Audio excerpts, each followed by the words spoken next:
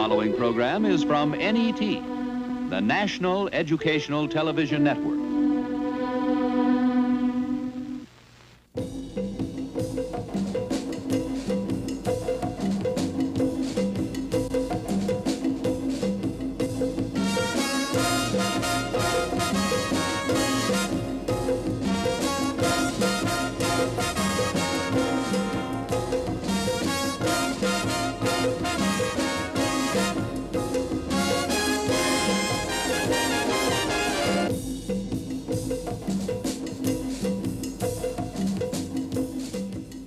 Good evening. Jumbo, Assalamu alaikum, brothers and sisters. I'm Lou House, and this is Black Journal number 4. Well, last month, Black Journal surprised itself by making press headlines. On August 15th, 11 black members of the production staff walked out over the issue of black control of the Black Journal program. NET and the brothers and sisters have gotten together and tightened things up a bit. A black executive producer has been hired. And now Black Journal is for, of, and by black people, and that's where it's really at, iced. The Negro Press this month covered the Chicago Democratic Convention and its 68 ticket. And here are the convention story as Black Journal reporter Brother Claude Lewis. Few American political conventions held as much significance for the black voter as the 1968 Democratic affair in Chicago. The lessons learned there were plentiful, political, and pointed. For one thing, the Democratic Party in large measure upheld its 1964 ruling that state delegations based on bigotry would not be seated. The GOP, which held its convention in Miami Beach last month, failed to recognize the true aspirations of the black man. Although an appealing rhetoric was present, the scant black representation made a stronger point. Neither major party thus far seems to fully understand that the black voter has gained a high degree of political savvy and that he has begun to appreciate his political power. Without doubt, law and order will be one of the key issues in the 1968 presidential contest. But Republicans talked about law and order, they never talked about justice. In Vice President Hubert Humphrey's acceptance speech, he was quick to point out that the need for justice was as great as the need for order. But even the high-key platitudes of the Vice President failed to interest Chicago's black community, which was conspicuous by its absence. The lesson outside the convention, so far as blacks is concerned, has perhaps greater significance than what happened on the convention floor itself. The fact that police could be seen brutalizing white youths lends a kind of credibility to the ghetto's long-standing complaint of police brutality. This reporter was hospitalized in Chicago for 2 days by a policeman bent on, quote, law and order, unquote. Sometimes the cure can be worse than the disease. While Chicago police attempted to curb the activities of the hippies and yippies outside the convention, the third National Black Power Conference was taking place in Philadelphia, Pennsylvania. Helping to shape that conference was Dr. Nathan Wright, a key figure in the concept of black power. Dr. Wright is in our studio today and has consented to discuss the convention and the events that went on in Philadelphia last week. Dr. Wright, I wonder if you could describe for me or compare the relationship between the Democratic and Republican conventions. Well, I was present at the Republican National Convention, which some people refer to as the Miami Beach Circus Incorporated. It was pretty much like a staged production, but neither of the two conventions dealt with the most basic needs in our society today, and that is the need for all of our people to share in equitable power relations, and for us to mobilize our nation's resources so that the fullest potential of every person is unleashed for the benefit of our society as a whole and our world. Well, what did the convention in general think about the Democrats' performance in Chicago? The International Conference on Black Power. I think that the mood of that particular convention or conference was that the political alternatives afforded by those two conventions were not worthy even of thoughtful white America, let alone the basic needs of our black people. And certainly some new alternatives have been recommended. The two are to vote for fourth party candidate, a black man, or to help to get underway what might possibly be the most massive campaign of active non-participation in the history of this nation. Well, before you met in Philadelphia, did anybody consider the supporting Humphrey or Nixon? I mean, was that ever discussed? I never heard it discussed. It wasn't discussed at our meetings. The other thing is that it has been intriguing to me that apparently Mr. Humphrey has all of the support that he wants. He has been asking people whom some of the black people refer to as Negroes with a small n, to advise him when that thing, the business of black people trying to be carbon copies of white people, is going out of style these days. And he's getting into the same kind of difficulty, unfortunately, that Mr. Johnson has gotten himself into in terms of asking unself-aware black people who are not in keeping at all or abreast of the new mood of growing black self-awareness, also who are not abreast of the new mood of seeking after equity rather than equality, and seeking after power for self-determination. These kinds of things are beyond the mindset of any pseudo-liberal, and our Democratic Party has offered a pseudo-liberal kind of philosophy, of which Mr. Humphrey is the leading exponent. Well, speaking from a platform of black power, what do you think the black man in America in 1968 should do with his vote? Should he vote at all? Should he not vote? What is your decision at this point? Well, the Black Power Conference was not clear in terms of a specific approach, but offered several alternatives. I think that as far as the national elections are concerned, that I will not only not vote, which is a way of participating politically, but will encourage both white and black people not to take part in ludicrous alternatives. Well, to offer a kind of ridiculous assumption, suppose you urged millions of people not to vote, and they listened and they concurred. And what would happen? And George Wallace got in. Would you feel somewhat responsible for that? I would feel responsible in one sense and not in another. Do you think it'd be justified? Let me say this. The most important thing all of the time is for people to be dealt with seriously. And the message would be clearly gotten over that if black people are going to be dealt with at all, they must be dealt with seriously. And it's far more important for this message to be gotten across once and for all than it is for any particular candidate to win and to be president over the next 4 years. What specific resolutions were adopted at the Black Power Conference? Well, let me say this. There weren't any specific resolutions in the normal sense adopted at the Black Power Conference. There were recommendations that are to be enforced at the local level and as people will. All of the recommendations that came out of our workshops, and they may seem to be conflicting, were adopted in the sense that black people want to work for operational harmony, which is the most important thing for black people to be together in terms of their basic purpose of seeking equity for all and fulfillment, not only for black people, but incidentally for the nation and the world. And this is the thing that's extremely important. Can you speak about the economic aspects of black power? Oh, certainly. The most basic thing that needs to be done economically, and it came out very clearly at the Black Power Conference, is for black people to control completely the economic resources of their communities. And what needs to be done is for the federal government to, at far less cost than some of the costly programs now, and certainly far less costly than repression, to facilitate the buying out of all of the economic resources of our black communities, so that black people may purchase these and control them. And until black people control all of the immediacies of their own environment, we're not going to have peace. This kind of thing needs to be done not only in economics, but in education and so many other areas.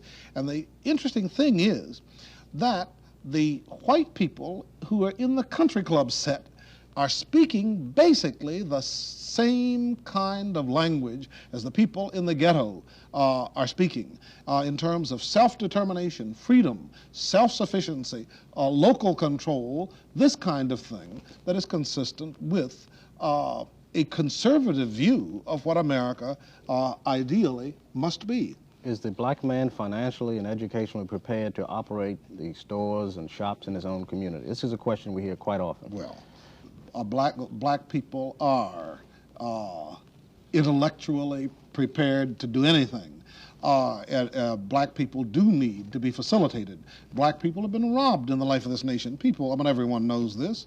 Even the mild Presidential Panel on Civil Disorder clearly suggests that everything that any white man has in the United States, he has gotten that in some degree by the denial of opportunity so specifically to black people. But black people can control. What needs to be done is for black people to have as much help from the federal government as other people get from the federal government.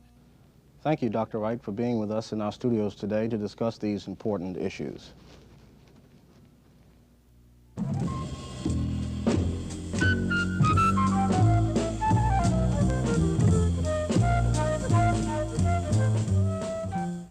In the last 4 years, 59 cooperatives have sprung up in 11 southern states. 57 of them are black.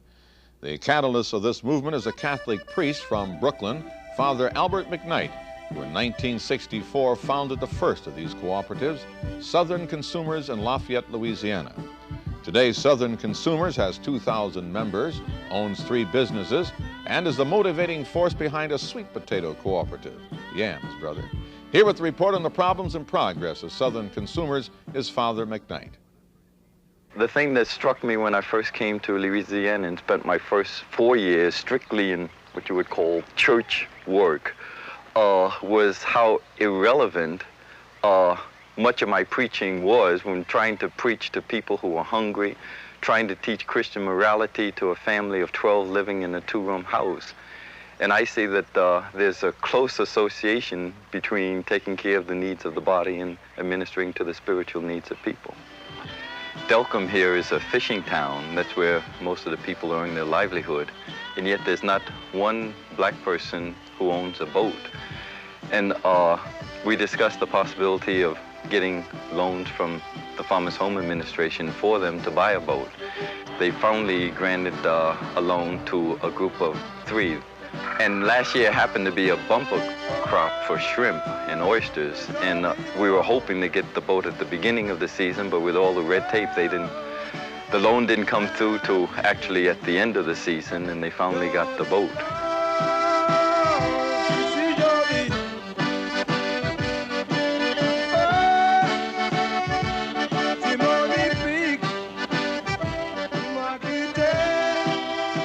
We have found that you have to start where the people are, deal with the problems that they consider urgent, and then that way you can get them involved.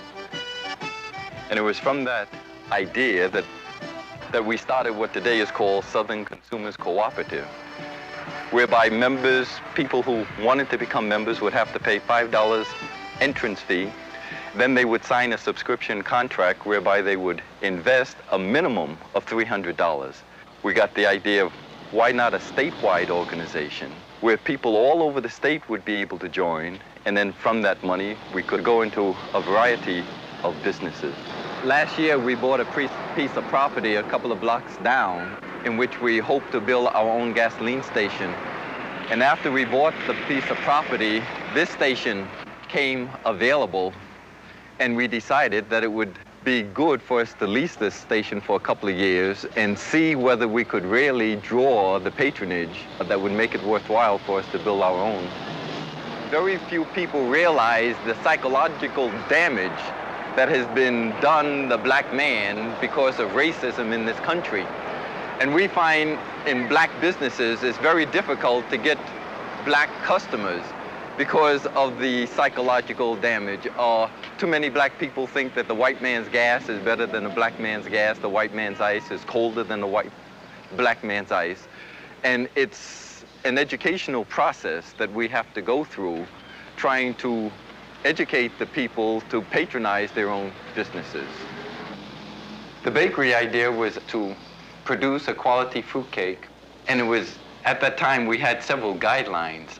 We knew that we had little business experience, little management know-how. We didn't have too much capital, and we wanted a specialty item, something that we could start small and had hopes of growing big.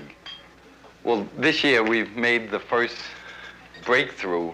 Barricini is a candy company out of New York, and we've received an order from them for 10,000 two-pound fruitcakes, which actually is more than our total production last year of fruitcake. And we're hoping to land 2 other large orders like that that will establish a sound foundation for us so that we'll be able really to produce fruitcake 6 months out of the year. In Louisiana, we have the highest rate of interest, 42%. And it's the poor people who really have to pay that. So we got people together, talked about the problem, and then they decided to start saving their money, and from the money that they saved, they would borrow at a cheap rate of interest. The People's Enterprise Loan Company, Incorporated, became a reality sometime in 1964. It was decided by the members that poor people are having a hard time getting ready cash from the local lending operations due to low income. Most of the loans are for low-income families, and they haven't had any business experience before, and most of them can't qualify to get loans anywhere else. So usually it's used as a sort of business training for them too. So while they borrow, they invest. Each month, for every $100 they borrow, they invest $1 in either People's Enterprise or the cooperative. Well, this is one of the largest areas in the country that grows sweet potatoes, or they grow more in this area than they do any other area in the country.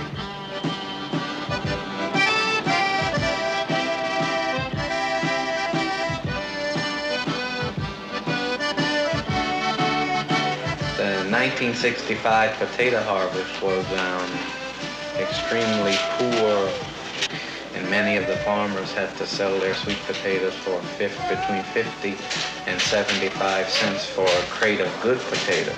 And we would talk about shipping our own sweet potatoes and forming an organization for that purpose. And out of that grew the Grand Marie Co-op.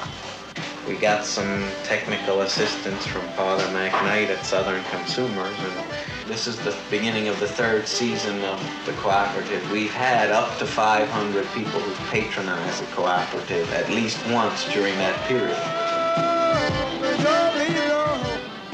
The first year they hired them a local broker.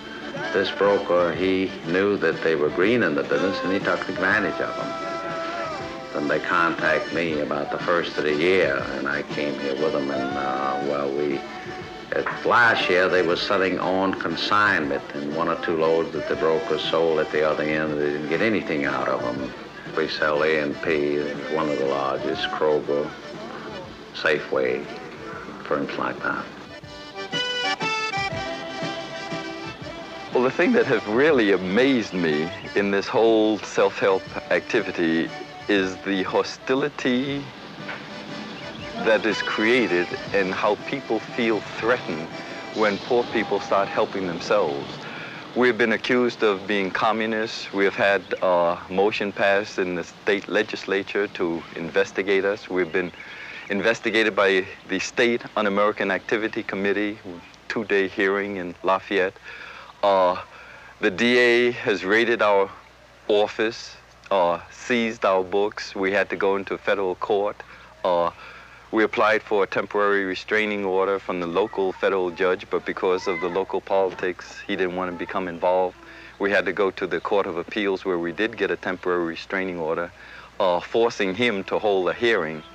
And since then, the local politicians have, I think, gotten respect for us now, and the harassment is undercover and not as open as it has been in the past. In this society, we are in need of genuine social and economic changes of institutions. The way people think and act have to be changed.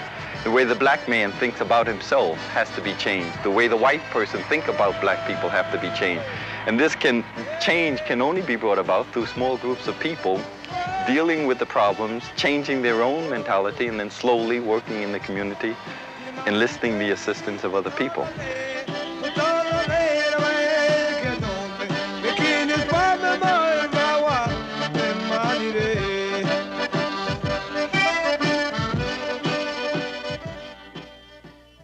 The feeling of racial pride is not new for many African Americans, but the resurgence of black awareness and pride, black men and women face new problems, not only in relation to white society, but to each other in a black society. Recently, there has been a stream of articles on this subject, and the Chicago Daily Defender, America's largest black newspaper, began a series some weeks ago on the emergence of the new black woman. Benny Washington, reporter for the paper, surveyed the Chicago scene to report on how black men and women believe the revolution in racial pride will affect them and their families, before the sociologists and experts tell us how we are supposed to react. As a reporter for the Chicago Daily Defender, and as a black woman married to a black man, I've become deeply aware of the effects of this new black revolution on the relationship between black man and black woman. I see it among my own friends, and I also see it in my home. But the most revealing and the most vocal statements about what the new black man expects from the new black woman came when I met with a group of young unmarried friends one Saturday afternoon. I think that what's happening in America as far as black men, black women is concerned is that there's a revolution within a revolution. We are fighting our own woman. Our woman will not allow us to emerge as black men. No. But our black women, who has been put in this role of aiding white America, white structure, and castrating the black male, has continued doing this. She cannot live with us. It's not that we can't live with her. Are you blaming us? Are you saying that it's our fault that this happened? No, I'm not blaming black America women. I just said that I'm blaming the system. They are victims of the system like the black male. Well, why do you say that we are castrating you? You say that you want to be the leaders. Okay, well, what about the black professional woman? Are you saying that there should be no black professional woman? Are you trying to deny black women the right to be creative, the right to function? We're not asking for you to take a back seat. We're saying that you have got to be astute enough and can view the situation well enough where you just automatically know what your role is and step back. And whenever you want to have that aggressive thing, this is the thing that the young black man today is not going to tolerate. My old man tolerated it because his old man tolerated it. It came up for years and years and years. But today, the young black man is not going to take it. He's going to be out there as a leader. White America has used black women to keep the black male in his place. And you're still aiding him by saying, well, we are qualified, we want to work, we can help. Okay, how are you going to reprogram men so that they don't let us take over what's supposed to be their responsibility? And men that I have had dealings with, they are perfectly willing to sit back and let us do anything we want to. I don't think that you have to reprogram men. I think you have to reprogram women. No, you have to reprogram the man so that he will forcefully take what belongs to him, because you know women, as long as we can get, we're going to get, and it's part of our being. We're going to do anything to you that you let us, whether we want to or not. You don't want to live on the level of income that I can afford you and love me on the basis of that. You want to always be aspiring to have all those things that's a part of the great middle-class white American society, and because I can't deliver these things to you, you say that you are not a man. I don't measure a man by how much money he can bring home. I measure a man by how he treats me. Whether when I'm tired and I'm sick and I'm scared, he's there. For these women, the men are there. But with the feeling of racial pride has come new conflicts and new problems. Across America, they meet to discuss what black awareness means to their families and to them as black women of today. You know, there have been a lot of myths created about the black family. We all recognize that. And one of the most pernicious myths is the myth of the black matriarch, you know. And this whole concept, and I think this is one of the reasons that the black community reacted so negatively to the Moynihan report, because we know that that's not true. It was not like the black woman has not been a matriarch in the sense that it has been defined thus far. And thank God research, and I hope black research is being done now to reverse that kind of thing. In fact, the black woman has been a woman at the head of a household, not by choice, but by necessity.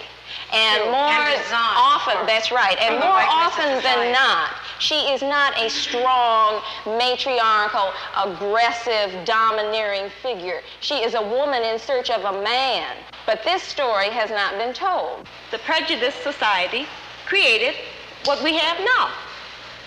So that's what we were. Okay, we have a revolution going on. We're part of the revolution. We're in an evolution. I think the revolution is yet to come. Yeah, it's the Well, this thing we'll keep say. tossing the word revolution around lightly. Everybody. Actress Val Ward performs the works of our black poets and dramatists. For her, black awareness is not revolutionary, but the very foundation of her marriage. Val's husband, Francis Ward, talks of the struggles of the black family in the past and the obstacles that lie ahead. It's extremely important for black history and culture to be transmitted from generation to generation. And the best way, the most effective way that this has always been done is through the family, acting as the primary unit of social organization. And I think one reason why it has not been done with black people is because of the destruction done to our family life. So this certainly has to be one function of the black marriage, to begin to re-emphasize and to pick up the thread of Afro-American history and culture that has been left off generations ago when Africans were sold into slavery, when the family unit was purposely destroyed. Part of the obligation of being black is to make absolutely certain that whoever has any kind of control or jurisdiction over your kid, you know, is not bringing him into conflict with the kinds of things we teach. We try to instill in them here in the home. Most middle-class homes, quote middle-class homes, like I don't even get caught up in that bag, you go into will have some copy of anybody, any white artist, I don't even have to name anybody, instead of the works of black artists. I think it starts, especially that identity part, the books, the kinds of books. All of these things start in the home rather than complaining about them being in the schools at this point. Unless we're absolutely certain of how that teacher is handling them, then we may have to assume that whole responsibility. We may have to pull them out of school ourselves, you know, and do all the educating ourselves. Say, for instance, when they say to my child to draw, last year Rhonda painted Abraham Lincoln brown and she was put in the corner, you know. We had to go up to the school and deal with that. They must be respectable to their peers in school. And what we do, we handle that. We don't say, you jump up, you curse that teacher out, or you say it doesn't exist. But they see us at that school knocking on the door. You have to be in there. Either we're going to control, you know, their minds here, or at least give them the choice. A lot of this is new to us, and a lot of these things we're grappling with, and we don't want to give anybody the impression that we have the answer to everything. Not only that, though, let me cut you off again. You know, people go around talking about hate. We really don't have time to hate because, you know, it goose up the bag. We're loving ourselves. Mm-hmm. This might bring around a lot of other different things. To be black means to love. It's got nothing to do with having to hate anybody. It does determine, though, Francis, and has nothing to do with hate again. It's love. That we might have to do certain things to protect that love. It may bring us into conflict with somebody. Necessary to protect that love. Finally, I asked Francis about the standards of today's black man as compared with those of 20 years ago. Standards which white society had projected.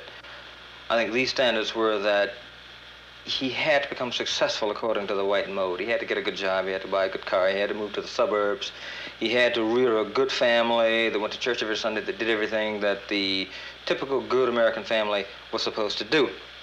And I don't think the black man necessarily is addicted to that notion. I think he sees the falsity of it. I think he sees the total hypocrisy of it. I think he wants to rear a tightly knit family, but not for the purposes that white society says. He doesn't want to rear a family for any sham purposes, just to fulfill some false ethic. But he wants to rear a good family in order to have his children strong, reared in his own image perhaps, and to transmit, most importantly, to transmit the values which he is learning to his children, and to try to ensure as best he can that his children will transmit those same values to their children, and, you know, have the same transmission repeated from generation to generation. Listen to me. I am a woman. Black, that is.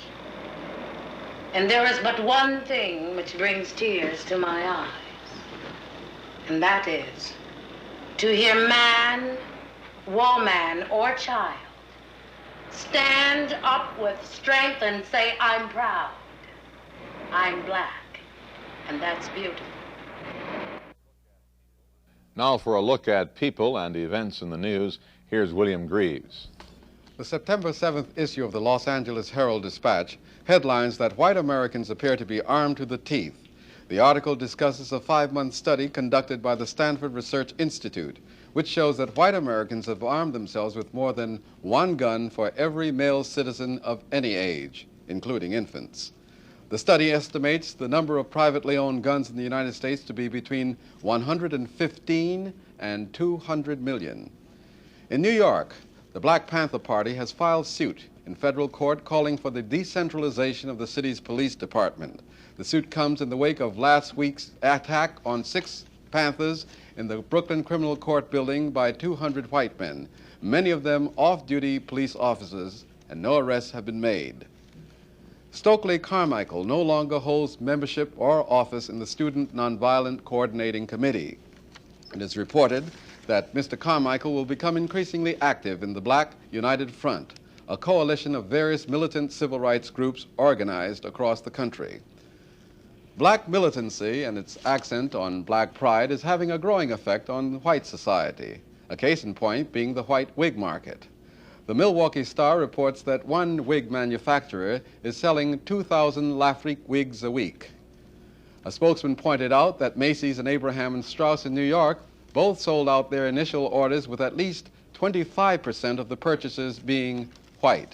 The Afro wigs have caught on so well with white teenagers that they're now being made in blonde, red, and light brown hair shades. And, of course, the suntan lotion industry continues to boom. At long last, there is a black man on top in United States tennis. Lieutenant Arthur Ashe this week won the first U.S. Open Tennis Championship at Forest Hills, defeating the world's top pros and amateurs. Prior to his win, Ashe has established his supremacy by capturing the U.S. Amateur Men's Singles title. Black Journal asked Mr. Ashe why more blacks have not been involved in tournament tennis. Well, it's economically prohibitive for the large part. It's tough to get started playing this game. It's a game wherein you have to get started on the right foot, or either it can be disastrous in the long run. You need a good professional. You need lots of experience. You need facilities. Playgrounds don't provide this. The only other place where you can find these facilities and the professionals and the guidance are in the country clubs and tennis clubs. And Negroes just don't belong to country clubs and tennis clubs. That's all there is to it.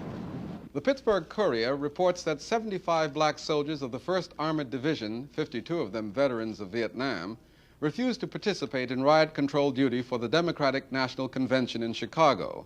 At Fort Hood, Texas, 43 of the dissidents were arrested and placed in the stockade. The arrest took place after military police broke up a rally protesting the assignment of the 1st Division to a 24-hour alert for transfer to Chicago. Interestingly, the black rioting feared by Chicago city officials never materialized. Instead, youthful white dissenters were violently exposed to the forces of law and order. Black Journal now reports on the question of urban renewal, or is it black removal? The American university is filled with a tradition that is America's past, present, and future. The urban university, luxuriously filled with greenery, soft grasses, ivy, trees, wealth, power, and privileges, all green. The American urban universities feel the need to expand their green to the adjoining black communities of Philadelphia, Chicago, New York, Boston, Hartford, New Haven. The power of the university affords them the privilege of tax exemption and the use of another power, urban renewal, which aids them in their search for land to take. But in this day of question and change, even the power of the university is being challenged. Example, Columbia University, Harlem.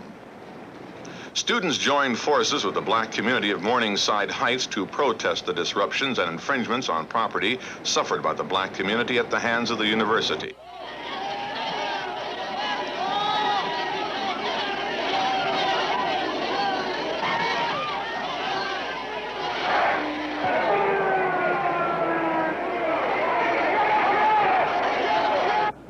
Professor Howard Mitchell is one of the leading experts on urban affairs. He teaches at the University of Pennsylvania. Black Journal asked Professor Mitchell if he thought most universities were concerned with the people and the communities they had displaced. I know of no example of any university that has really set a precedent yet of entering into the kind of dialogue that I think would reflect a real collaborative kind of relationship.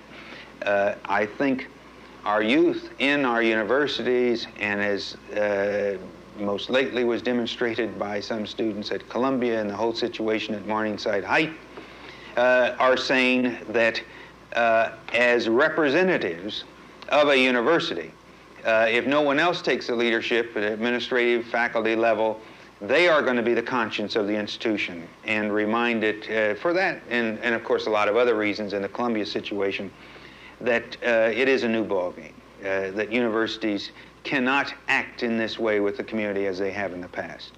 In Philadelphia, 50,000 people, mostly black, have been moved, uprooted, and displaced. Families and friends broken up. Neighborhoods which once lived are now ghost towns. Mrs. Eloise Holmes thought urban renewal meant the tearing down of slums, so she and her neighbors repaired their homes and the homes of absentee landlords. They painted and scrubbed, swept and repaired their neighborhood. For this, they received the Clean Block Award from the city, and then the university expansion program swept them away. Leading men, I said to him, why can't you expand straight up Broad Street? Why do you have to take the homes of people who have suffered, struggled, and believe me, when you buy a home in this city and finish paying for it, you have gone through something. Now we are at the age where we want to settle down and live, thinking that we have made a wise investment. So you say it's slums. Who calls them? The absentee landlords, because they take everything out of the community and put nothing back. We were asked to leave in March. March 31st was the deadline. The house is still standing. They're boarded up, and it's right there on 1942 North Marvine Street. And it probably will be there a long time. These boarded houses is creating quite a nuisance in that area. There have been rapes, and wives have been dragged going to stores in those old vacant houses and molested. The life is being just drained out by eminent domain, by urban renewal. As Professor Mitchell put it, it's a new ball game with different players on the opposing team. These teams were formed because the poor had few privileges and no power, and it's becoming obvious, few rights to ownership. These new players were drafted on the team by their emotions because they had seen the ever-growing numbers of their brothers and sisters displaced and unassisted. Fellas, I like to talk about the people, and that's who I work with. I work with the people who are removed by urban renewal. I have walked with these people from day to day. It is one of the most horrible experiences. You see children who don't know where they're going, who says, why is the bulldozer tearing down my house? I kind of like my house, even if it isn't the best house. It is a community. You see people saying, I identify with this community. My friends are next door. My neighbors are down the street. I know these people, have known them for 30 years. These are some of the things that hurt with urban renewal, living with people from day to day. I think that historically we have to charge genocide of black people, genocide against black people by a white corporate structure in America, you know, in that they are using all kinds of ways to diminish the black people of America. Because we have come down to a situation right now of just strictly survival within the black community. And I think that we have to realize that we can't talk in terms of university expansion in a vacuum, that there are people who we can identify as being our enemy. Drexel, University of Temple, the University, Pennsylvania, the housing urban development, the insurance and mortgage companies, the Board of Education, which takes eminent domain over so many of the black homes, the water company, the Chamber of Commerce, real estate people, and mental health centers throughout the city of Philadelphia. All of them together, you know, are developing a collusion for the political decentralization of black people, to force us out of the land, to gerrymander us in such a way that we lose our strength, that they are really in opposition to the unification, the unity of black people. And once they do that, once they have grabbed off the land, and once they have forced us into the reservations or projects as they've done the Indian people, then it means that we will no longer have the kind of power which so many of us call for.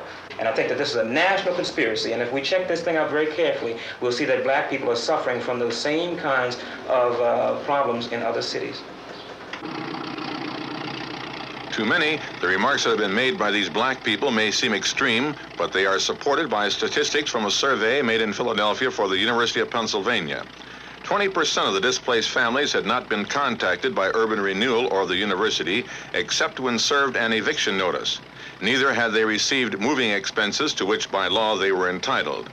30% had received moving expenses but received no help in relocation or financing to which they were also entitled. 30% of the people had been seen and interviewed by urban renewal officials, but were not relocated by the city and were forced to relocate on their own. Only 20% had received help and all of the benefits to which they were entitled. On the basis of this information, Black Journal went on to Chicago to talk with Professor Julian Levy, one of the leading planners of the University of Chicago's massive expansion programs.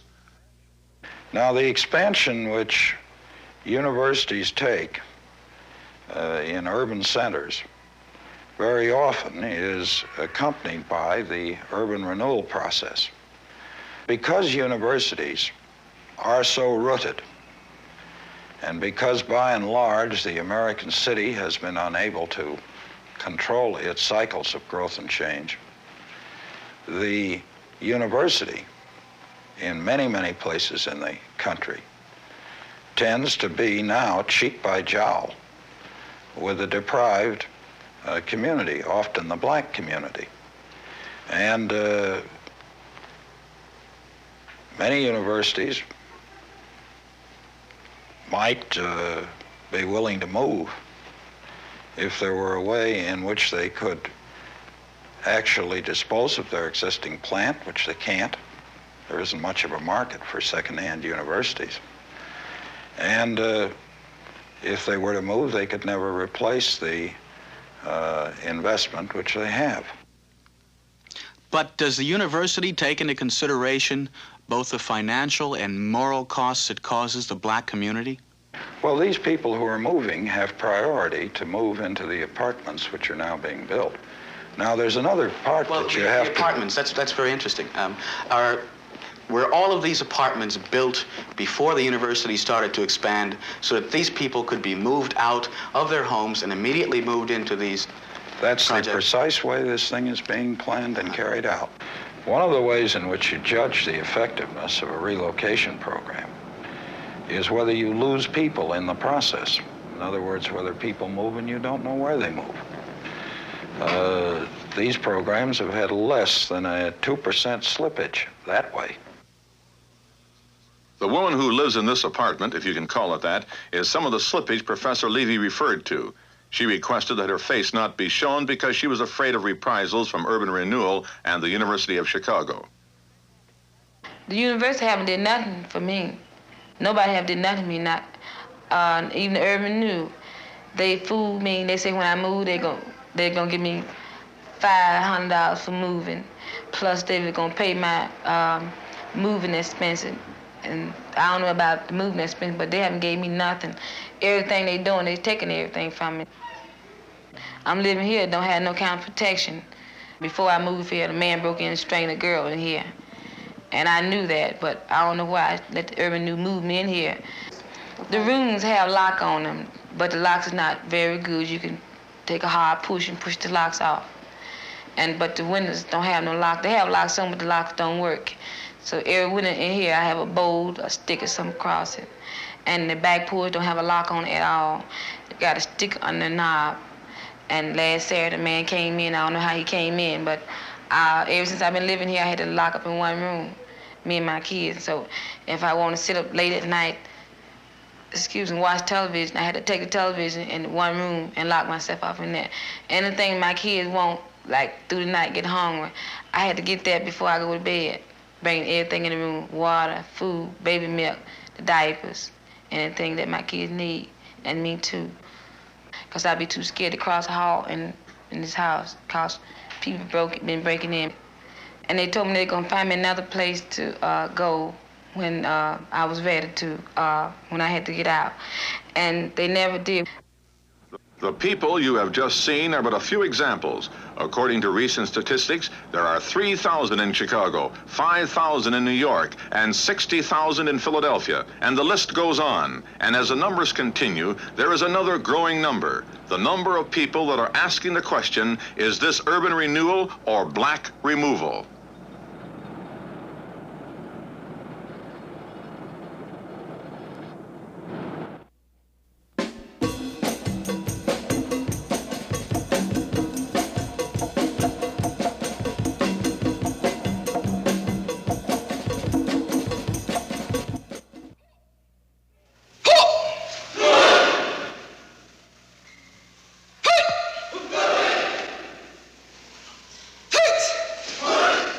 Karate is fast becoming a popular American sport.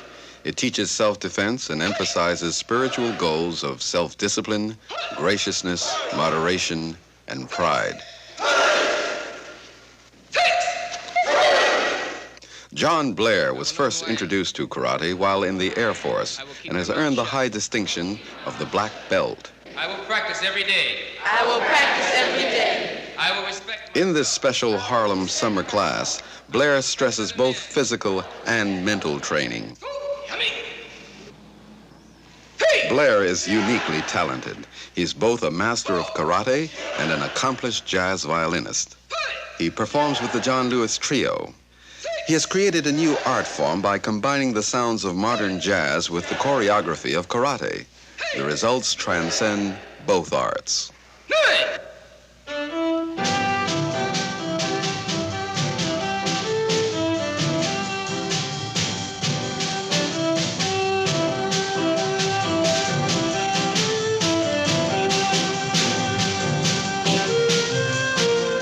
Ronald Takanashi, a superb karate man, is warming up for the kata, the essence of karate.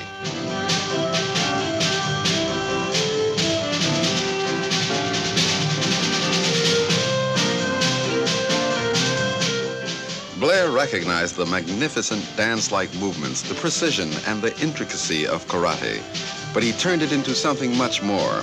He has created a new kind of emotional experience, a new entertainment form.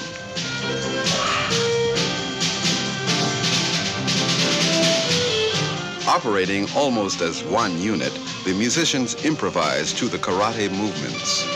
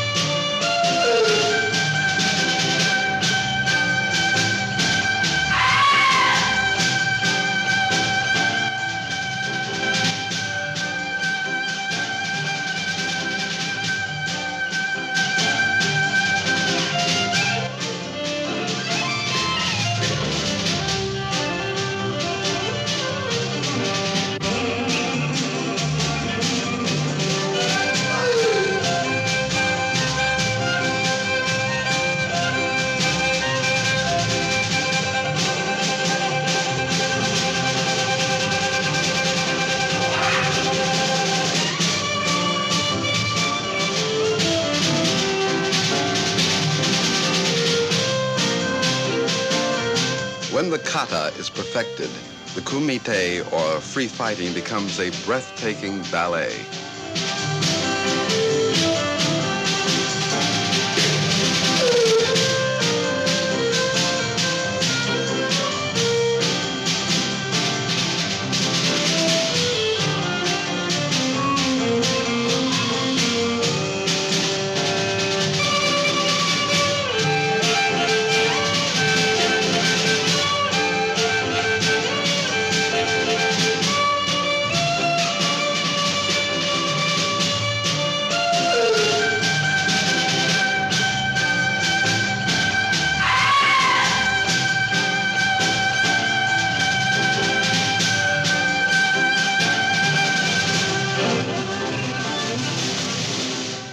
John Blair continues the long tradition of black artists who have brought their special talents to enrich the cultural life of this country.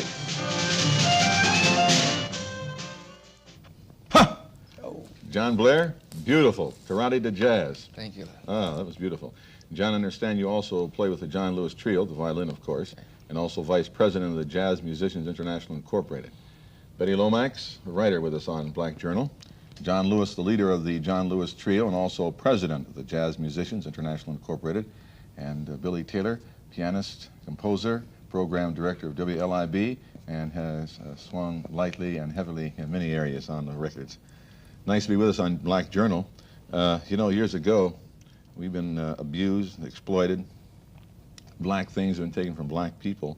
Where are we today? Are we still in that same bag, or are we going to take care of the business and get things iced for ourselves? Where are we going? Well, what the Jazz Musicians International Productions Incorporated is doing, not trying, is a vehicle, dignified vehicle for self-expression, where musicians can establish their own booking agency. We have set up a central publishing firm, and to do all the things in our field that we can reap benefits from. Because in the past, we haven't done this. And the only way that we can do it is control our destiny. So this is what the corporation is all about. In other words, you want to get into the power structure of your own thing, and Control that's your black business. talent, right? Yes. And yes. also control it and have the determination which way it's going to take, It's right? going, yes. Billy, now you've been in the business quite a while. How do you feel about that? I feel that today, with so many young people like John and others going in different directions, this is the first time that jazz, which essentially is a thing in which you do your thing, jazz is a personal expression, and traditionally all of the major artists in jazz have not been together in trying to move the heritage in a particular direction. Now with the black revolution going in the direction that it's going in, many of us have been caught up in it, and we are taking the same direction, even though we have different opinions, to help each other and to bring to a wider group of people the tremendous advantages of observing and nurturing the tradition which we've given to the entire world.